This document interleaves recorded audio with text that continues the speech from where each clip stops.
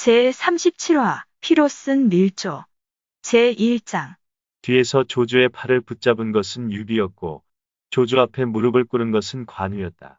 이런 참된 사람은 마땅히 살려두고 쓰셔야 합니다. 유비가 말하자 관우가 그 말을 이어받았다.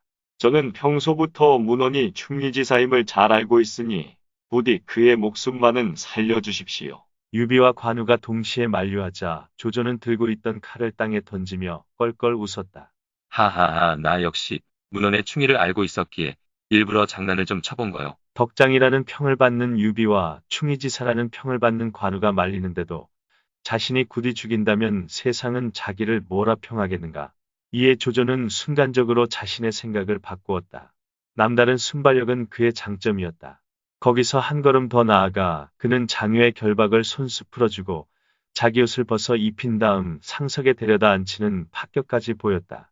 이에 장유도 감동하여 마침내는 항복하고 말았다. 조조는 장유를 중랑장으로 삼고 관내후라는 자기를 준 다음 그의 동료인 장패를 회유하도록 지시했다.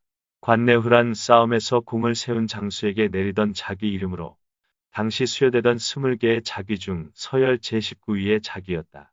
장패는 여포가 이미 죽고 장유도 항복했다는 말을 듣자 스스로 군사를 이끌고와 투항했다. 조조는 후한상을 내린 뒤 이번에는 그로 하여금 태산의 산적두목 출신인 손관, 오돈, 율례 등을 회유토록 했다. 그러나 그들 중 창의만은 끝내 귀순을 거부했다. 조조는 장패를 낭해상으로 삼고 손관, 오돈, 율례 등에게도 벼슬을 올려주어 청주와 서주의 바닷가 지역을 지키도록 했다.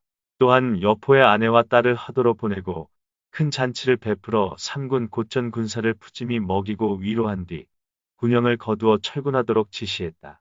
그 후 군사를 거느리고 서주 앞길을 지날 때였다. 백성들이 길을 막고 향불을 피우며 조조 앞에 나와 간청했다.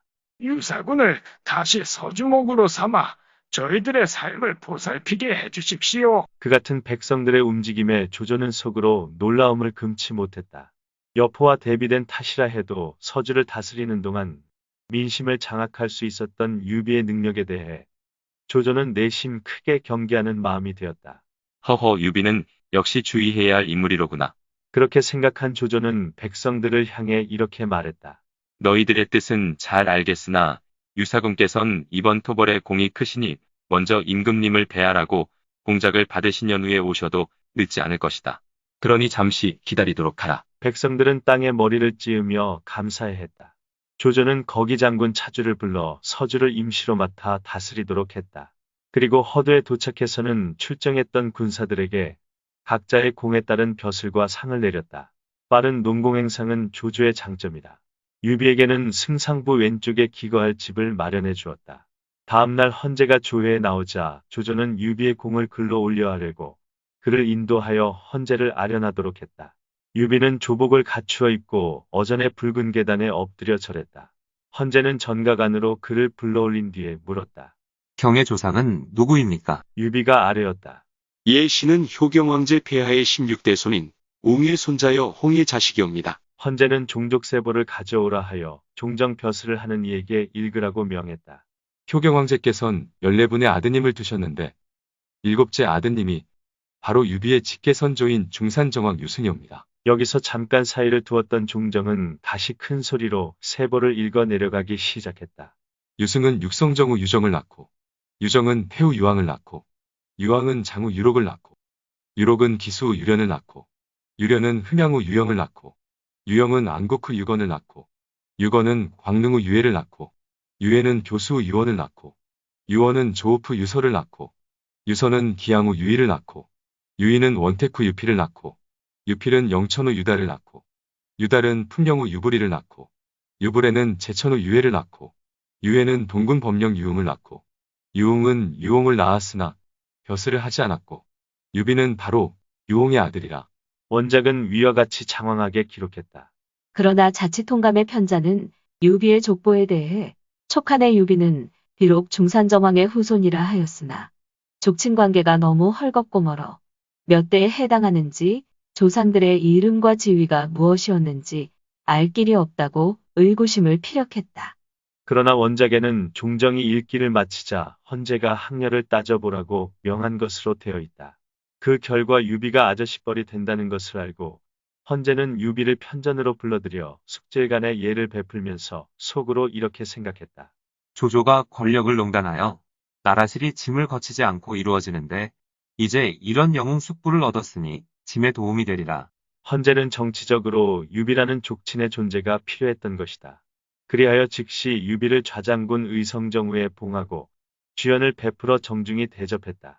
한나라의 제도로는 같은 장군이라도 대장군, 거기장군, 표기장군, 위장군의 내장군은 총리급의 상군과 같은 대우를 받았고 그 밑에 전후좌우의 내장군은 강력급의 국영과 같은 대우를 받았다.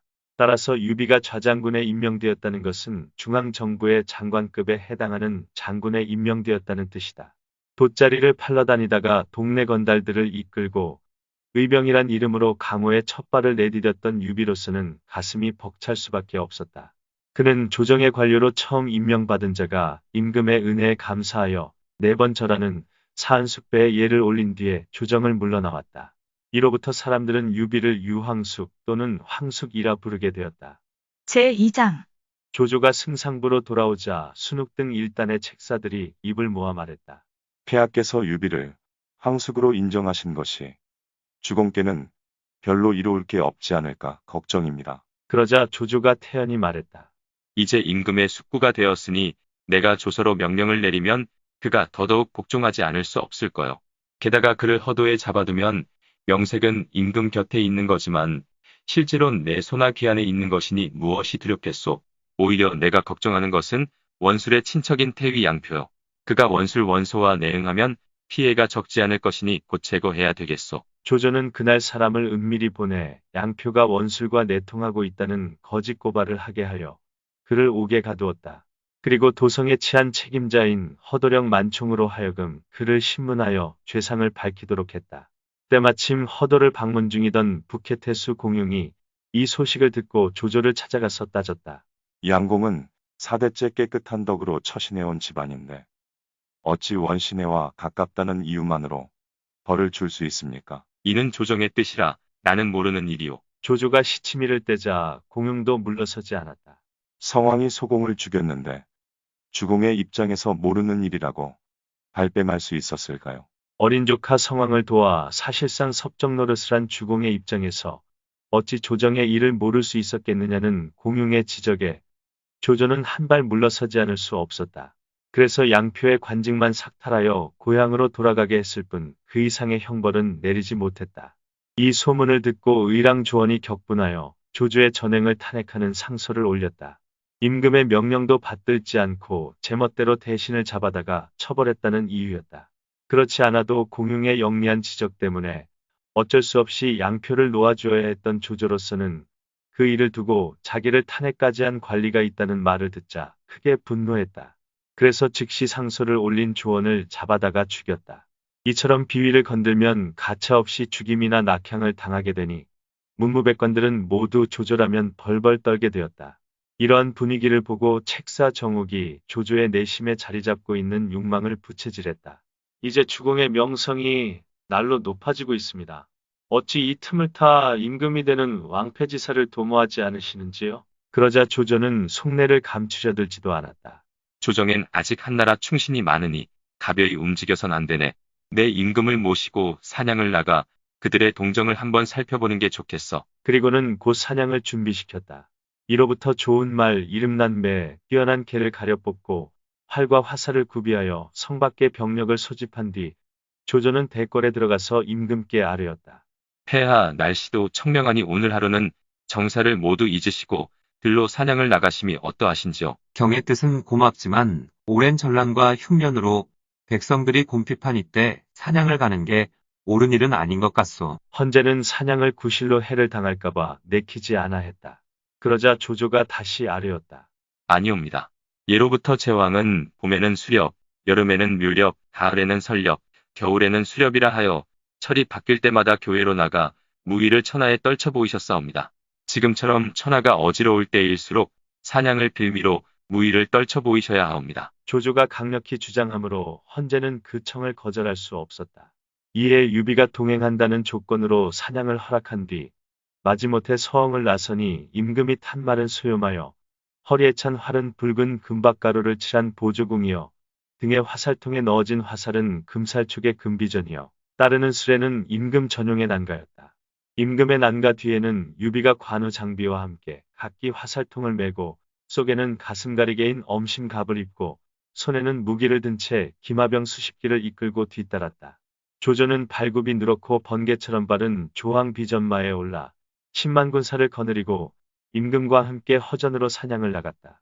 군사들이 사냥터를 에워싸고 짐승을 몰았는데 사냥터의 둘레가 물경 200여리에 달했다. 조조는 임금과 말머리 하나 정도의 간격을 유지한 채 나란히 말을 몰고 나갔는데 그를 뒤따르는 자는 모조리 조조의 신복 장교들이었다. 이 때문에 문무백관은 멀리서 뒤따를 뿐 누구 하나 임금 곁으로 접근할 수가 없었다. 이날 헌제가 말을 달려 허전에 도착하니 유비가 길가에 서 있다가 그를 맞았다. 그러자 헌제가 웃으며 말했다. 짐은 오늘 황숙의 사냥 솜씨를 보고 싶구려. 예 서툰 솜씨나마 명을 받들겠나이다. 유비는 곧 말에 올랐다. 그때 마침 풀숲에서 토끼 한 마리가 튀어나오자 그는 활을 당겨 그 토끼를 정확히 맞췄다. 헌제는 마치 자기가 토끼를 잡은 것처럼 손뼉을 치며 기뻐했다. 그 뒤 말을 달려 산비탈을 돌아갈 때 가시덤불에서 갑자기 커다란 사슴 한 마리가 튀어나왔다. 유비가 토끼 잡는 것을 본 헌제도 이겨보고 싶은 호승심이 생겨 활을 3대나 내리쏘았으나 마치지 못했다. 이에 허탈해진 헌제가 뒤를 돌아보고 조조에게 말했다. 경이 한번 쏘아보시오. 조조는 임금의 보조궁과 금비전을 달라하여 시위를 당겼다. 화살은 정통으로 사슴의 등에 꽂혔고 사슴은 그대로 풀밭에 거꾸러졌다. 멀리서 뒤따르던 신하와 장교들은 금비전을 보고 임금이 마친 줄 알고 모두 기뻐 어쩔 줄 모르며 만세를 불렀다. 만세, 폐하 만세. 그러자 조조가 재빨리 앞으로 말을 달려나가더니 임금을 가리고 서서 그 환호를 받는 게 아닌가. 사람들은 만세를 부르다 말고 모두 낯빛을 잃었다. 유비 뒤에 서 있던 관우가 누에 눈썹을 고추 세우고 가늘고 길면서 위로 치켜 올라간 봉안을 부릅떴다. 그 무서운 형상은 청룡도를 꼬나들고 말을 박차고 나가 단칼에 조조를 벨 기세였다. 이를 본 유비가 황망이 안 된다는 눈짓을 보냈다. 관우는 유비의 신호를 보고 행동에 옮기지 않았다. 그러자 유비는 얼른 조조 앞에 다가가서 몸을 구부리고 찬사를 쏟아놓았다. 승상의 귀신 같은 활솜씨는 누구도 따르지 못할 것입니다. 그러자 조조가 웃으면서 말했다. 이 모두 임금님의 홍복이시죠. 그리고 말머리를 임금 쪽으로 돌려 때늦은 하례를 올렸으나 빌린 보조궁은 돌려주지 않고 그대로 자기 허리에 걸었다. 임금의 존재는 실제 안중에 없다는 식의 행동이었다. 이를 본 신하들의 표정은 더욱 어두워졌다. 사냥이 끝나자 허전에서 잔치가 벌어졌고 잔치가 끝나자 사람들은 헌제를 따라 허도로 돌아온 뒤 각기 자기들 집으로 돌아갔다. 이윽고 숙소로 돌아온 관우가 유비에게 물었다. 조조가 폐하를 업신여기기에 내 그 역적놈을 죽여서 나라의 화근을 없애려 한 것인데 형님은 왜 말리셨소? 유비가 조용히 대답했다. 속담에 쥐잡다가 독 깬다고 하였네. 조조와 폐하 사이가 겨우 말머리 하나인데다가 주위를 둘러싼 무리가 모두 조조의 신복들이니 아우가 한때의 노여움을 드러내고 경솔히 일을 벌렸다가 행여 뜻을 이루지 못하고 폐하께서 다치시는 일이라도 생기면 우리가 죄를 뒤집어 쓰지 않겠느냐? 허나 오늘 그 역적놈을 죽이지 않았으니 훗날 반드시 화근이 될 것이오. 이 일은 비밀에 붙이고 함부로 발설하지 말게. 제3장 한편 궁으로 돌아온 헌제는 복황후에게 울며 하소연했다. 짐이 즉위한 이래 간웅이 잇따라 일어나 처음에는 동탁의 재앙을 받더니 다음에는 이각곽사의 난을 만나 보통 사람이 겪지 못할 고통을 겪었구려. 그 뒤 조조를 얻어 사직을 위한 충신인 줄 알았더니 뜻밖에도 나라를 움켜쥐고 권력을 농단하며 제멋대로 위압과 복덕을 베푸니 짐은 그를 볼 때마다 소름이 끼치오. 오늘도 사냥터에서 나 대신 환호를 받는 등 무례하기 짝이 없었소.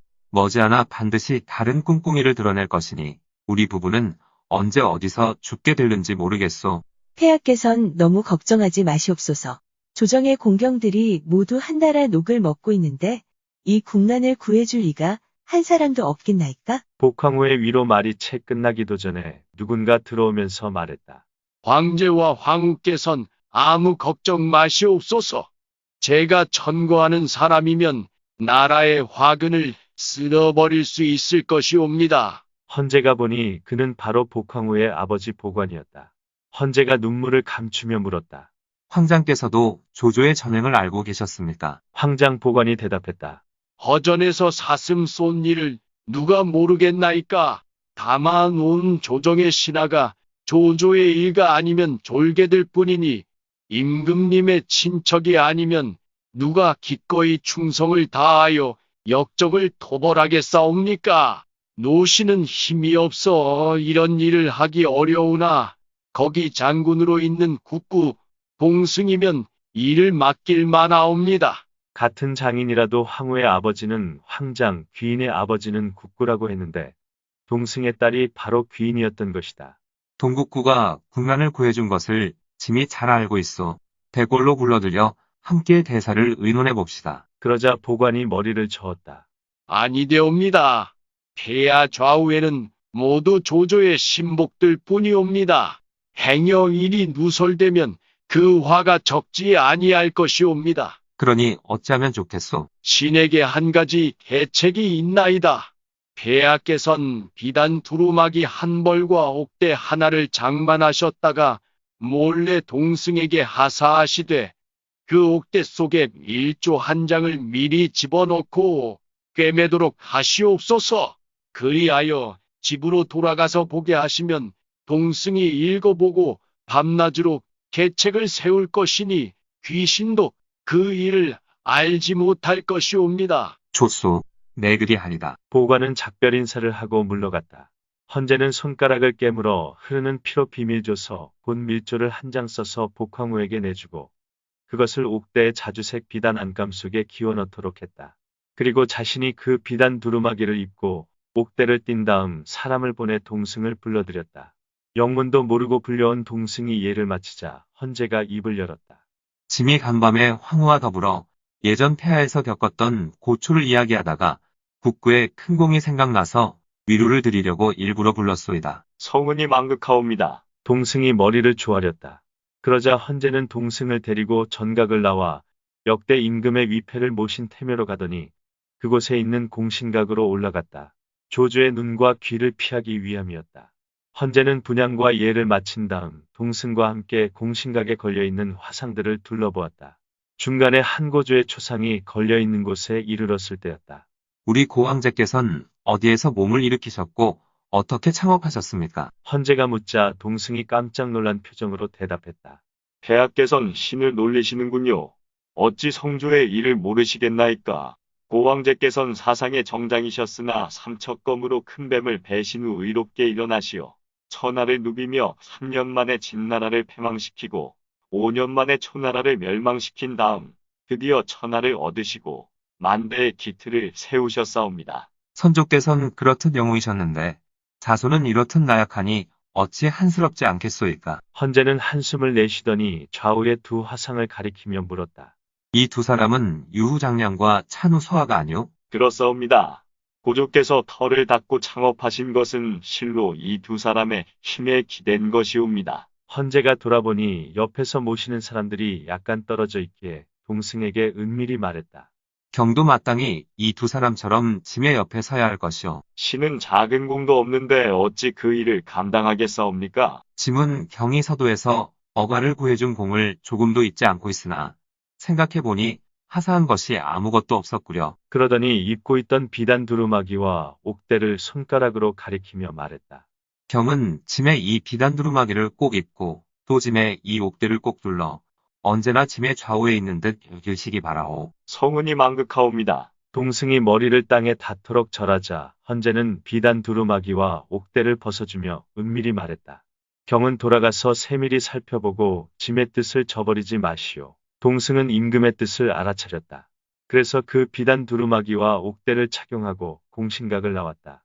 그런데 이 광경을 일찌감치 조조에게 보고한 자가 있었다.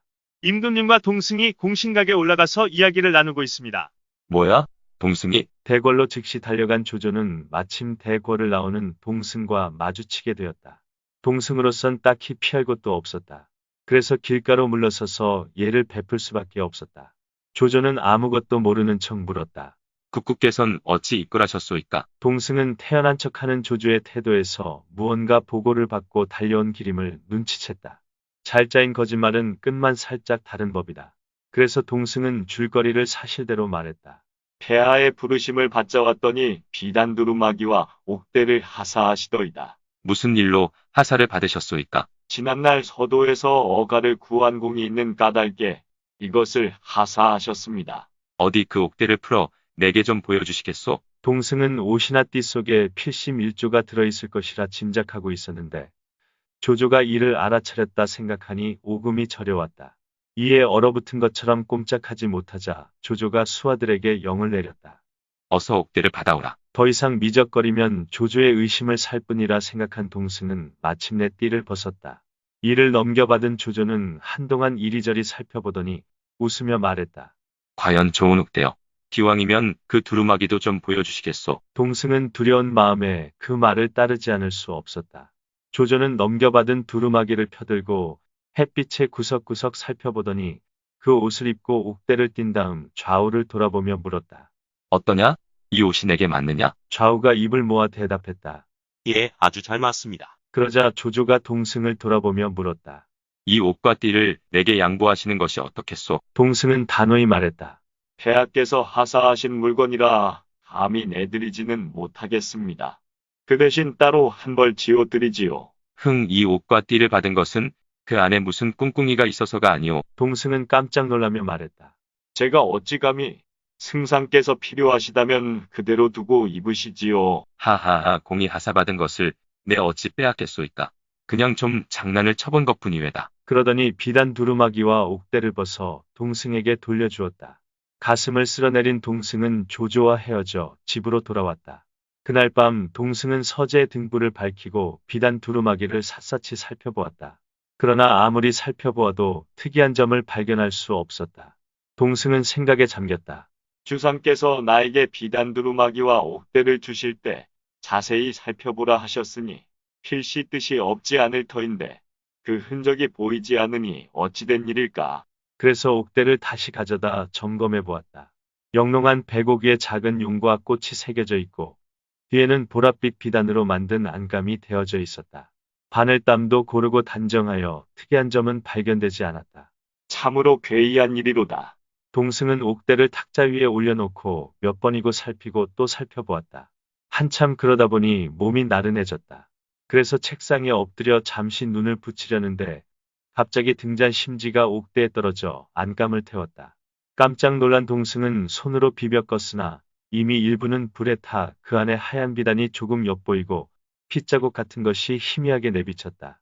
급히 칼을 들어 찢어보니 그곳에는 임금이 피로 쓴 밀조가 들어있었다.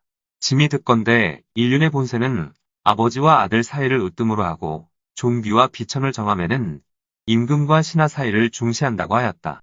근자의 조조는 권력을 농락하여 임금과 아버지를 속이고 억누르며 해거리와 분당을 만들어 조정의 기강을 부수고 무너뜨리니 그간 상을 내리고 벌을 내림은 짐이 주도한 것이 아니었도다.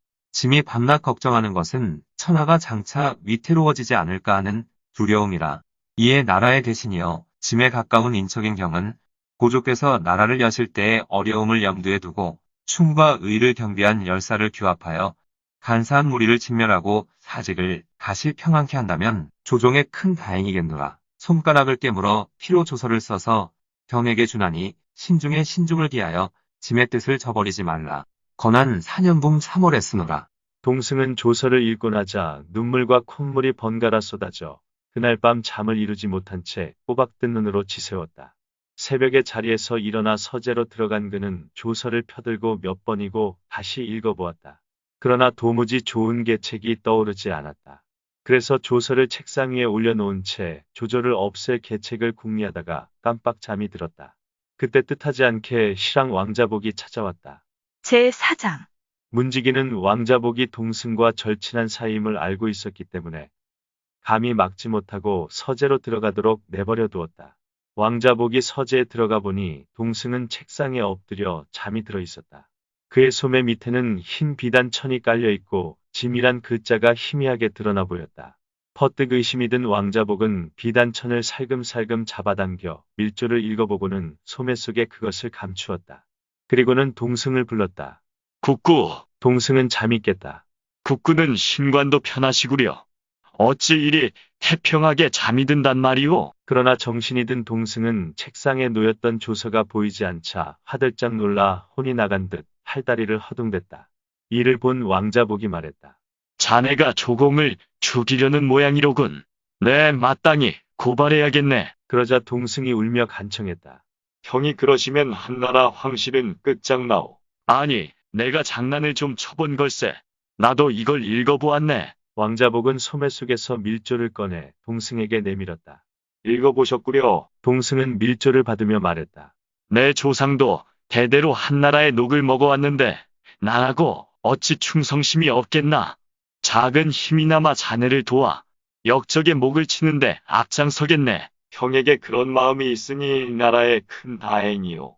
우리 당장 밀실로 가서 의장을 만들고 삼족을 버릴 각오로 임금께 보답하세나. 의장은 서약서이고 삼족이란 아버지 집안인 친족과 어머니 집안인 외족, 그리고 아내 집안인 처족을 가리킨다. 동승은 크게 기뻤다. 이에 흰 비단천을 한 조각 내다가 먼저 자신의 이름을 쓰고 서명한 뒤 왕자복에게 붓을 내주었다. 왕자복도 자신의 이름을 쓰고 서명한 다음 동승에게 말했다. 소신장군 오자라는 나와 친분이 두터우니 함께 일을 도모할 만하네. 동승이 말했다. 내게도 동참할 만한 동지들이 있소이다.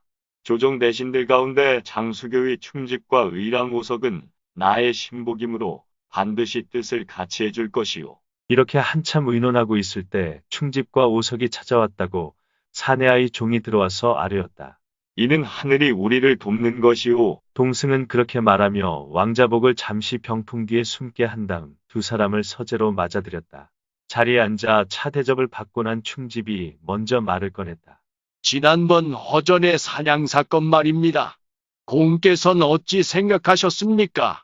역시 통탄하셨겠지요. 그야 통탄할 일이지만 어쩔 수 없는 일이었네. 동승은 일부러 한 발 뺐다. 그러자 옆에 있던 오석이 분개한 음성으로 말했다. 맹세코 그 역적놈을 죽이고 싶은데 우리를 도울 자가 없는 게 한스러울 따름입니다. 나라를 위해 화근을 없앨 수만 있다면 비록 죽는다 해도 원망하지 않을 것입니다. 충집이 맞장구 치자 병풍 뒤에 숨었던 왕자복이 앞으로 나오면서 외쳤다. 너희 둘이 조승상을 죽이려느냐? 내 고발할 터이니 동국군은 증인이 되어주시게. 그러자 충집이 성난 눈길로 왕자복을 노려보며 꾸짖었다. 충신은 죽음을 겁내지 않는다. 우리는 죽어서 한나라 귀신이 되더라도 역적에게 아부하는 너희들보다는 낫다. 그러자 동승이 충집과 오석을 바라보며 웃었다. 그러지 않아도 이 일로 두 사람을 만나려던 참이었네. 왕신왕의 말씀은 농담일세. 그리고는 소매에서 밀조를 꺼내 보였다. 두 사람은 조서를 읽으며 하염없이 눈물을 흘렸다. 동승이 맹약의 뜻으로 서명하기를 청하자 왕자복이 말했다. 두 분은 여기서 잠깐 기다리시오. 네, 가서 오자란을 데려올 터이니. 왕자복은 나간 지 얼마 안 되어 오자란을 데리고 돌아왔다. 오자란은 좌중의 사람들과 인사를 나누고 서명도 끝냈다. 이에 동승은 손님들을 후당으로 청해들여 술자리를 베풀었다. 이때 문지기가 안으로 들어와서 아뢰었다. 대문 밖에 아등 선양태수께서 찾아오셨습니다. 동승은 꺼림칙한 생각이 들었다. 내가 병이 나서 오늘은 만날 수 없다고 전하거라. 문지기가 나와서 그렇게 말하자 마등은 크게 서엉을 냈다. 네, 어제 저녁 동화문 밖에서 대감이 비단 두루마기에 옥대를 띄고 나오는 것을 똑똑히 보았거늘 어찌 병핑계를 대느냐? 내가 없어 온 것이 아닌데 왜 나를 따돌리느냐? 문지기는 다시 들어와 마등이 노했다는 것 등을 자세히 아뢰었다. 동승은 하는 수 없이 자리에서 일어서며 말했다. 여러분은 좀 기다려주시오. 내 잠시 나갔다 오겠소. 그리고 즉시 대청으로 나가 마등을 맞아들였다.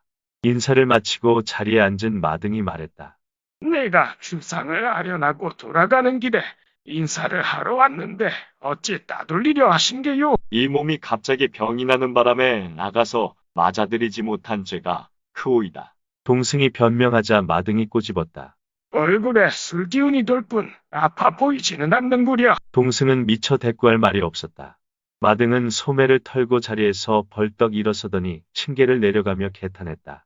모두 나라를 구할 위는 되지 못하는구나. 동승은 그 말이 가슴에 와닿아 마등을 다시 붙잡아 안치고 물었다.